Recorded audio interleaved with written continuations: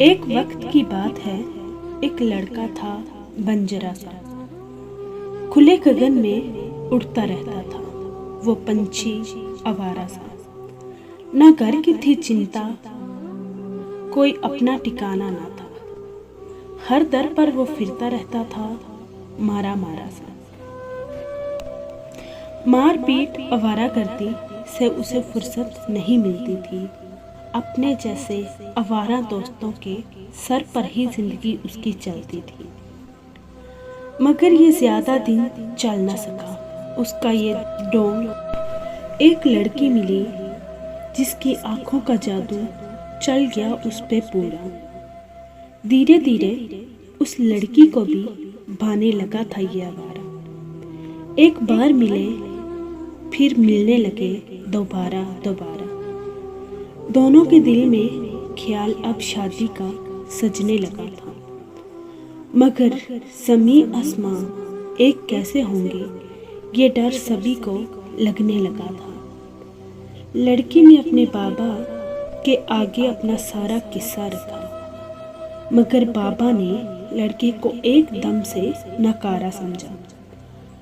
अपनी बेइज्जती सुनकर घर से निकल आया बेचारा। मगर लड़के ने हार न मानी, मेहनत करने लगा। मेहनत करके दिन रात मरने लगा वो।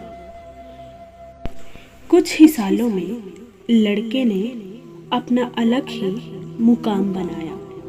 मेहनत हो तो कुछ भी हासिल हो जाएगा, दुनिया को समझाया। अपनी खुशी मनाता हुआ लड़की के घर जब वो पहुंचा, देखा वहां जलसा लगा था। माहौल गर्मी का था। वहां मंडप सजा हुआ था, मगर दुल्हा और दुल्हन नहीं थे। लड़का इतना कुछ समझ नहीं पाया सही से, मगर अंदर जाते ही दंग रह गया। लड़की लाल जोड़े में थी, आरती पे पड़ी थी। उसका बाप पैरों में था, उसकी माँ सर पे हाथ फेर रही थी। लड़के ने जाते ही गीली आंखों से लड़की का माथा चूमा। सवाल भरे नजरों के साथ बाप तरफ वो घूमा। बाप ने बताया कि काफी इंतजार के बाद हम इसकी शादी करा रहे थे। नहीं करेगी तो अच्छा ना होगा कहकर डरा रहे थे। तैयार भी हो गई थी, मगर न जाने जान क्यों दे दी इसने।